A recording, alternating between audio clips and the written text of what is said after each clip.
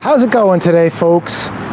Today is the last day of February and it's been absolutely gorgeous outside. So yesterday I got out for a couple hours working in the garden, and then today I got out probably for another couple hours so far. But what I want to do later in this video is start pruning one of my PG hydrangeas and kind of show you how I prune a very large, this hydrangea is about 12 feet tall, hydrangea. But before we start the video, let me just show you the gardens a bit and show you what I've been up to. Right over here, we're right by my garage, and I don't know if you guys can see or not. Hopefully you can.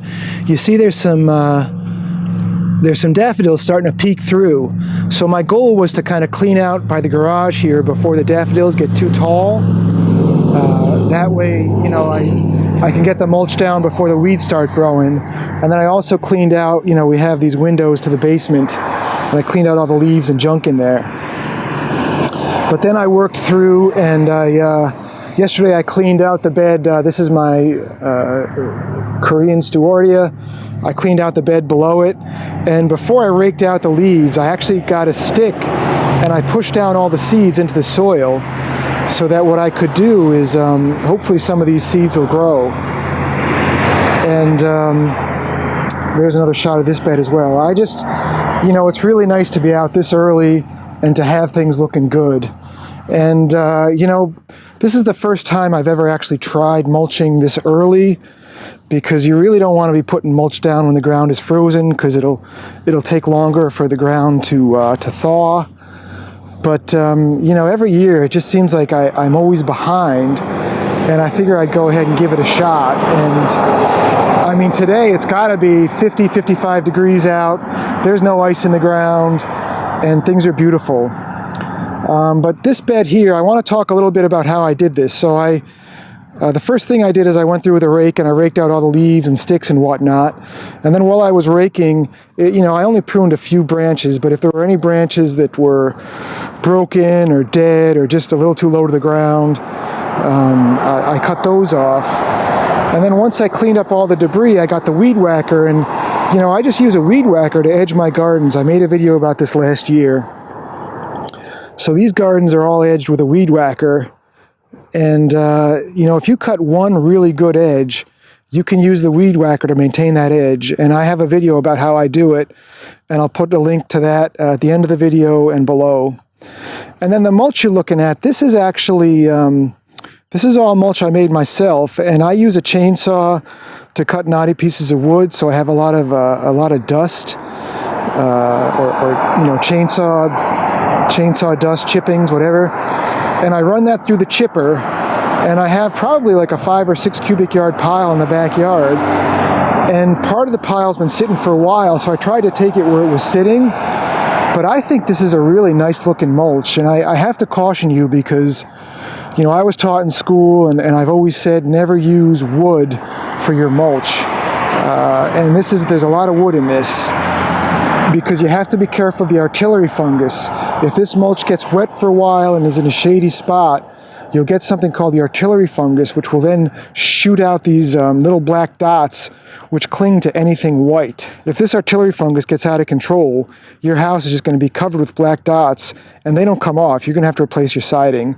So before you just go get, you know, wood mulch and put it in your gardens, you know, I'm working a little bit away from the house, and I'm keeping I keep an eye on things. But I just want to caution you about using wood mulch around your house. But I want to give you a couple tips about mulching, which you can never say too much. And the first tip is you want your mulch to be as light and fluffy as possible. And that's another thing I really like about this mulch, is it's, you know, I shoved it from the pile and I kind of stirred each pitchfork through to fluff it a bit. But when I put it down, you can see it's a nice fluffy mulch. And fluffy mulch means you get more air into the soil. Air is always good in the soil, in the environment. So the first thing is go with a fluffy mulch. I like mulches that are more the bark of the tree, because they're usually fluffier, they don't pack down as well. The other thing about mulches you should know is the first time I mulch a new garden, I go pretty heavy. I put down that 2 or 3 inch coat. But once I finish mulching a garden, all you want to do is put down just enough mulch to cover the soil, maybe an inch. You don't want to go crazy with the mulch. You know, there's this more is better concept, and a light dusting of mulch to me looks the best. And I think it's the best for the plants. It's very healthy. You know, if you can brush the mulch away with your hand and get to the dirt without more than an inch or two of mulch, I think it's awesome. So that's the other thing is, you know, and I know, you know, maybe if you're a homeowner, maybe you order too much and you have extra. If you're a landscaper, your customer says, you know, mulch the bejesus out of it. Please don't.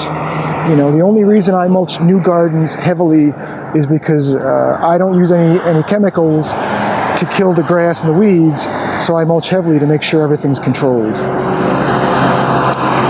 But if you remember two things from this video besides the pruning, please remember fluffy mulches are always best. When you're remulching, and I try to remulch yearly, just enough to cover what's there, but don't go heavy with the mulch. And if the mulch underneath is all glued together because it's lousy mulch or it was put down too deep, you really need to break it up before you go ahead and apply mulch. But let's go show you what we're going to be working on today. So right over here, this is Hydrangea paniculata, PG Hydrangea, and we've been in this house for almost 18 years, and this tree was here when we bought it. And the first thing we should say is, you know, take a look here, folks. If you're planting a PG hydrangea, don't plant it 2 feet away from the house. This tree should easily be, you know, 5, 6, I would say 6 feet would be a good amount away from the house. And you can kind of see the way this hydrangea is growing. It's kind of reaching away from the house. When we moved into the house, I'm sure this hydrangea was just a big mound mess, and then at some point I must have got in and cleaned it up. But excuse me, what you're looking at in front of you, this is 1 season's worth of growth, okay? And this hydrangea, I'm going to say that's about 12 feet tall. So this is 1 season's worth of growth. So I want you folks to imagine, if I hadn't pruned this hydrangea last year, if I had just nipped off the buds, think about how much more growth is going to come this year. And then think about how much growth is going to come the year after. You know, I see a lot of people that are afraid to prune, so they don't prune, or people that don't have time, or, you know, when I got this shrub, nobody touched it for years. If you're doing this for the first time, your hydrangea is just going to be crazy full of growth.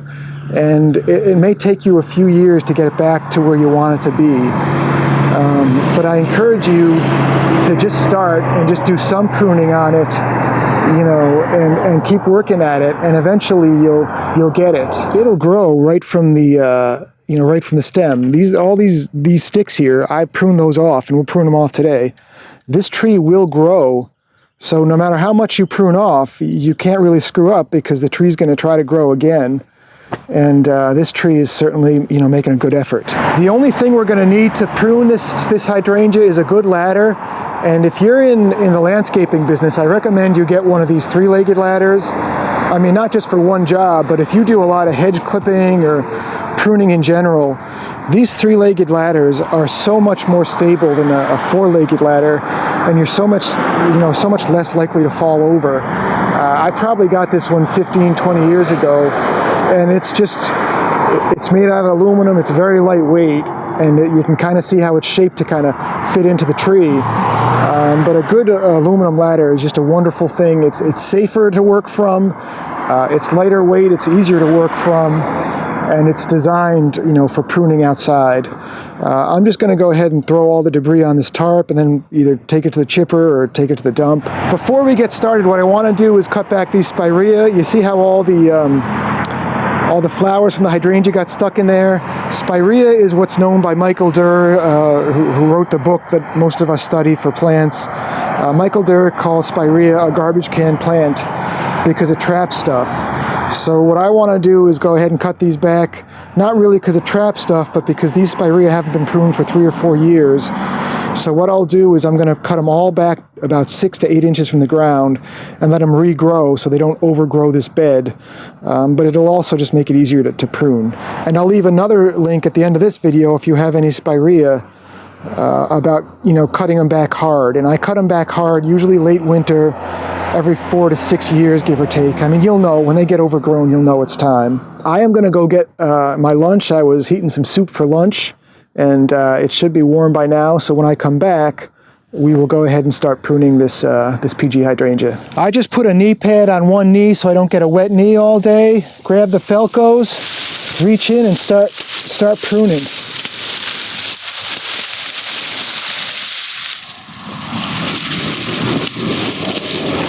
It's very handy if you have a tarp nearby, so as you grab a handful of branches,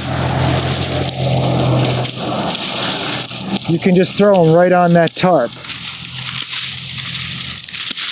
But there really is no precision to this. You're just trying to make a nice clean cut, 6 to 8 inches off the ground. If it's younger, you can probably cut lower, but these guys have been here long enough that I think 6 to 8 is about as good as we're going to do.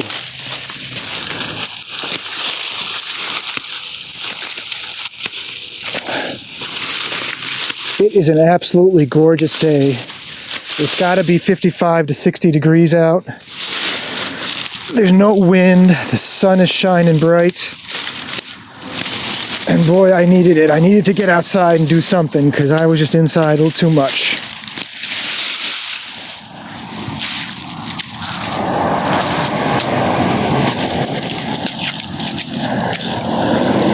So I'm going to go through and do this to these, there's 4 or 5 of them here, and then I'll show you the results and we can get started on the PG.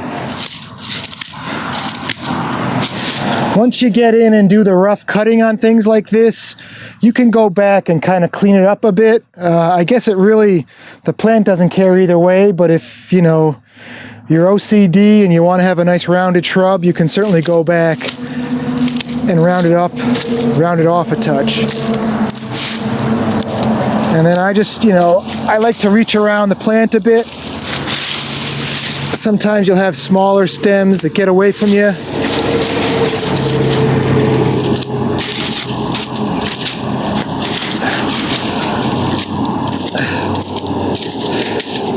But this is at least the second, possibly the third time in this shrub's life I've done this.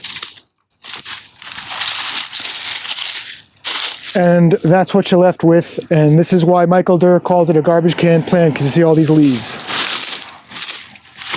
I could probably hit these with a blower, but if I just let go, as soon as this plant flushes out, these leaves will disappear. The foliage will cover them right up.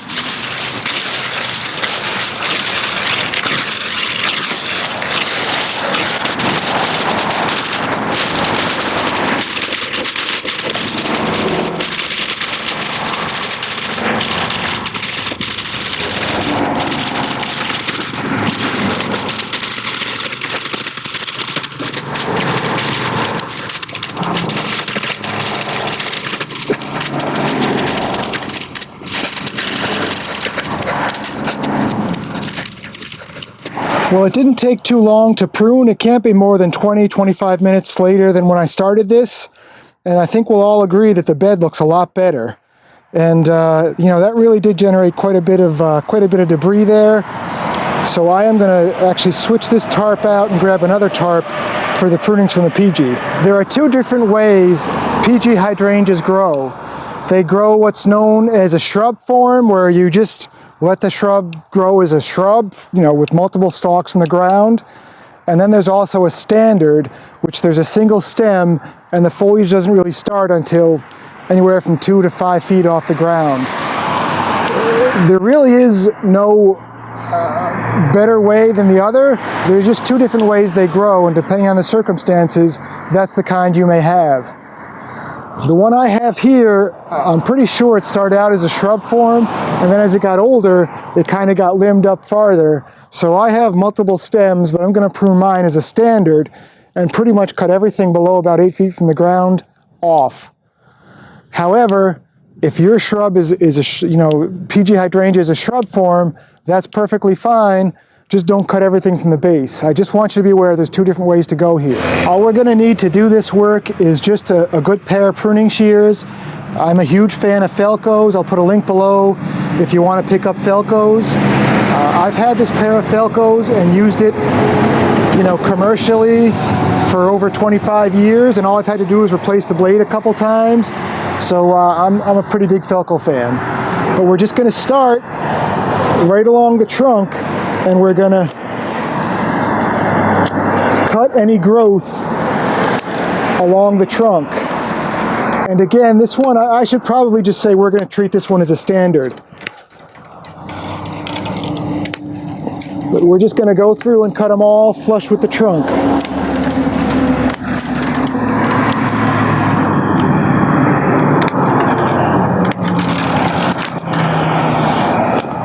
And you don't want to cut them so flush with the trunk that you ding the trunk. I'd rather you be like 1/8 of an inch out, quarter tops from the trunk, than to damage the trunk. But all of these branches on the trunk, I had this perfectly clean last year, and all these grew.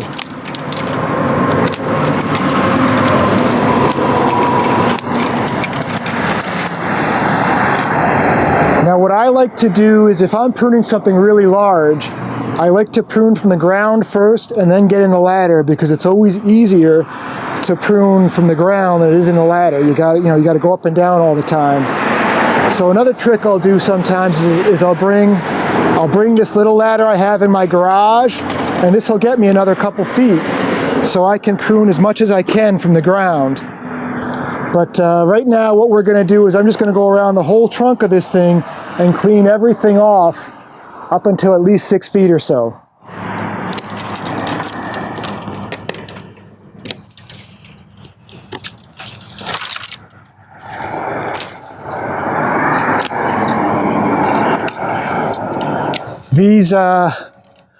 These flowers, I try to gather as many as I can, because they're like tumbleweeds, man. If you don't get them all, or as many as you can, you'll find them months later rolling through the yard or stuck in the window well.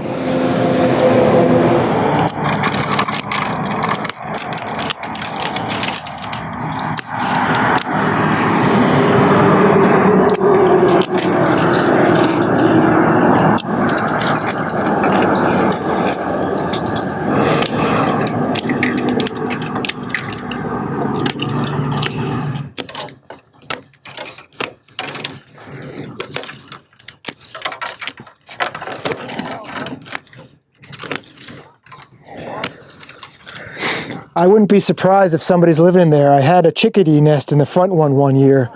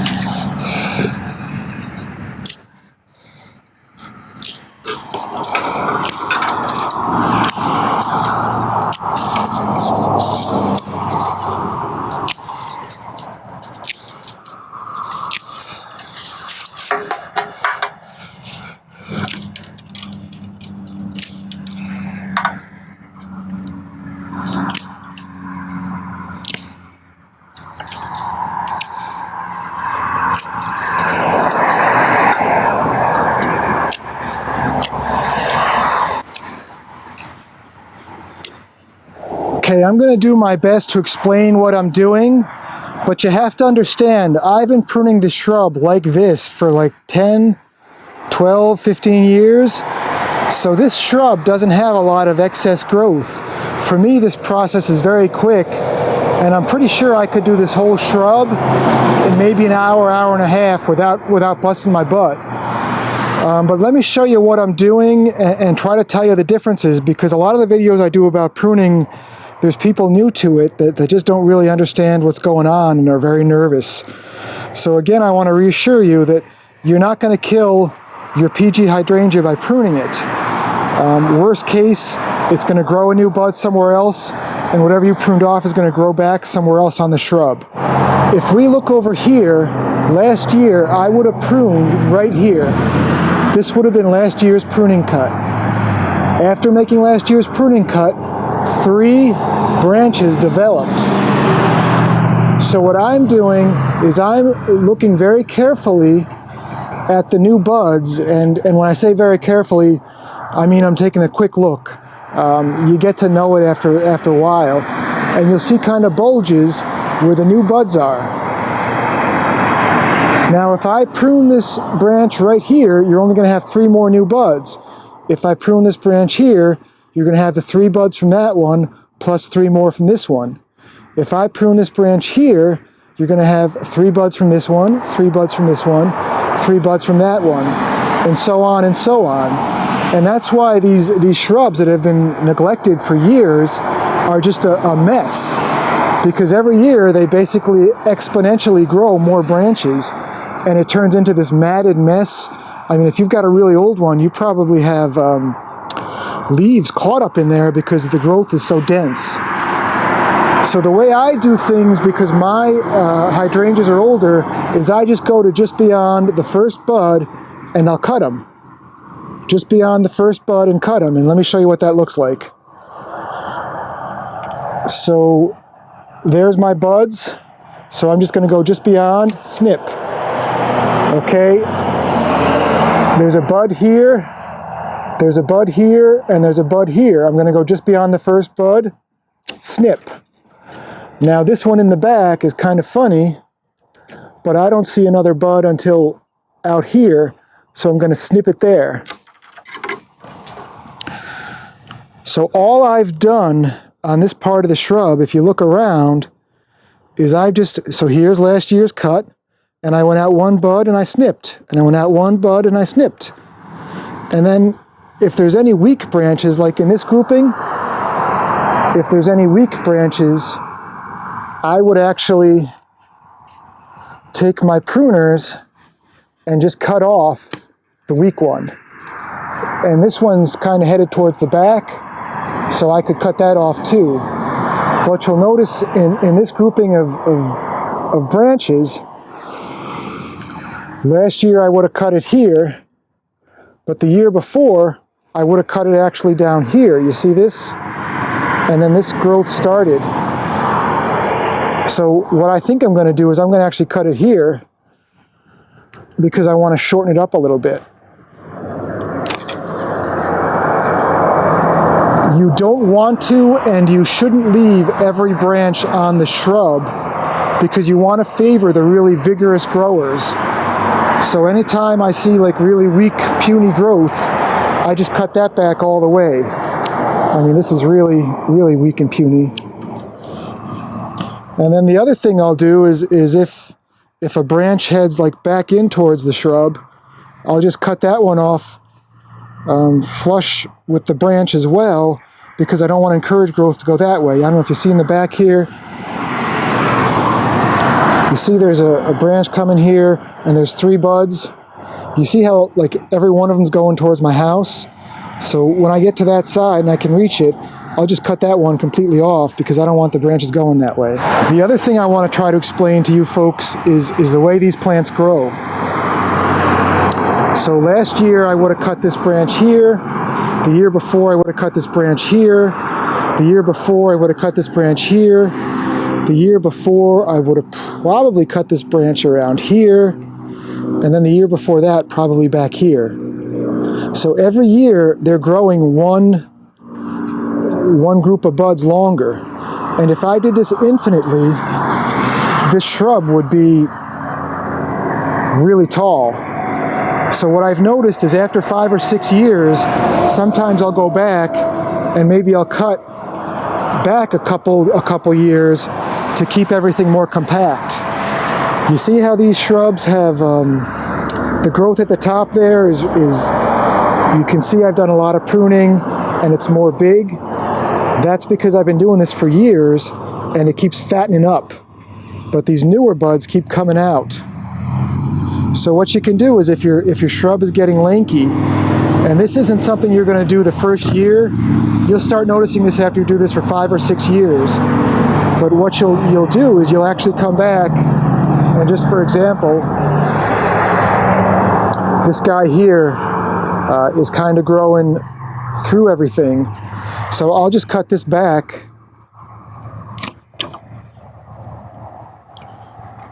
So it's a little more compact. And also while you're going through the shrub, if it's a really old one, you're going to find some of that growth way deep in is dead.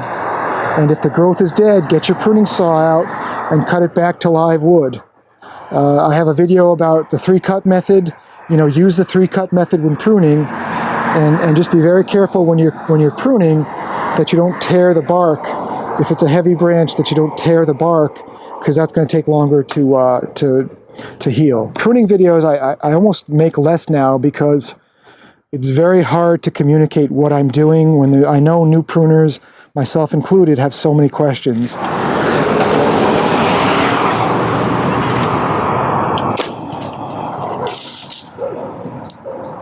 If you've got a tarp, I find it really helps with cleanup to just spread the tarp out and grab a bunch of stems as you're pruning, and then just go ahead and throw them down.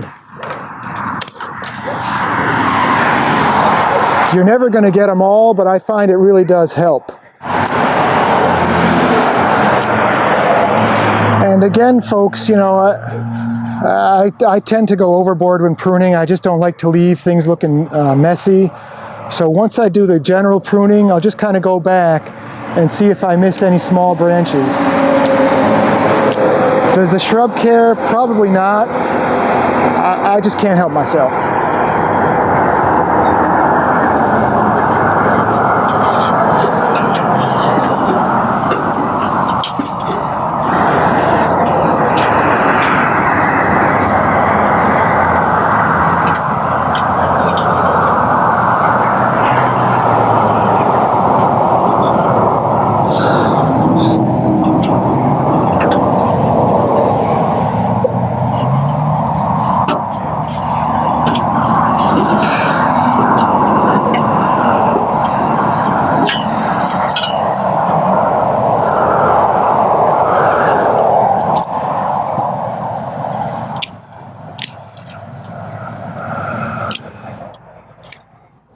If I can't reach, I do let them fall. What can I say?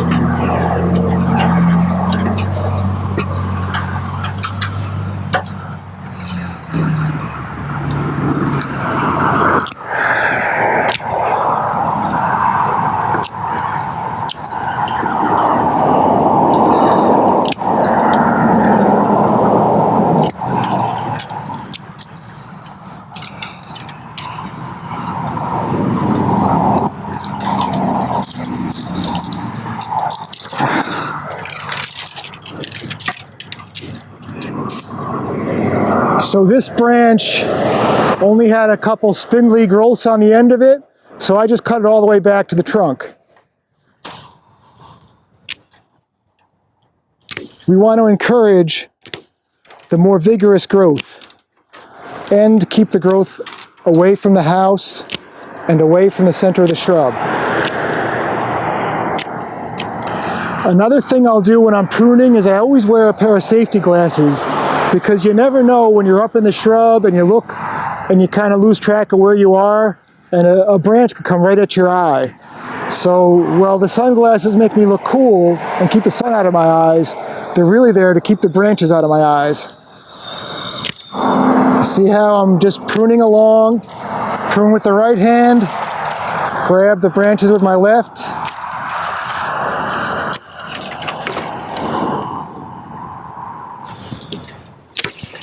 When my hand is full, down they go.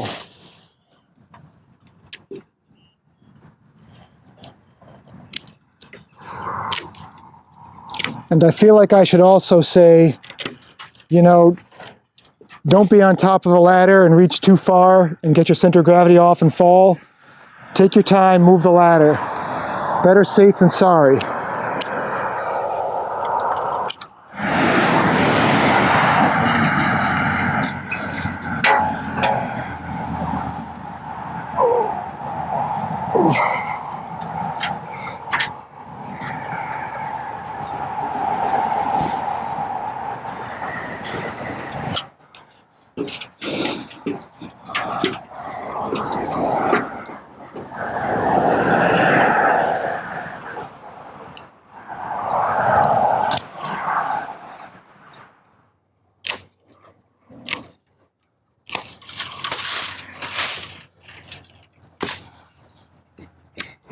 There you go, folks. This is the end result. And I want to say again that I do this every year, so it's really not that big a deal to do. Again, it would probably take me an hour, hour and a half to do this one yearly. But the first time you guys do this, it's going to take you a long time. You're going to have a lot of crossing branches you're going to need to prune out. You're going to have a lot of dead wood you need to prune out. And you're just going to have a ton of branches. But I want to assure you that if you take your time, it's going to be all right. You know, I just know so many people are just very nervous about pruning. Hydrangeas are tough. Make sure your tools are sharp, your cuts are clean, you're going to be fine.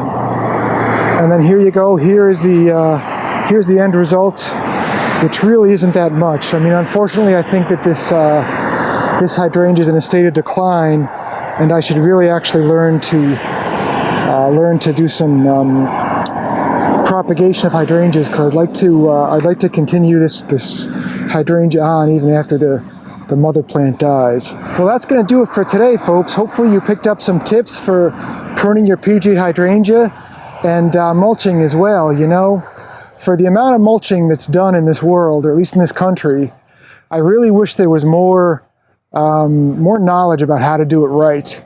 Because again, folks, I see people putting way too much mulch down, and that's pretty much it. They just put way too much mulch down. That's the #1 crime with mulching. So anyways, thanks for watching, folks. If you enjoyed the video, please click the like button. Feel free to post this on Facebook and say, hey, this guy's got some great gardening videos. I appreciate your time, and we'll see you soon. Take care.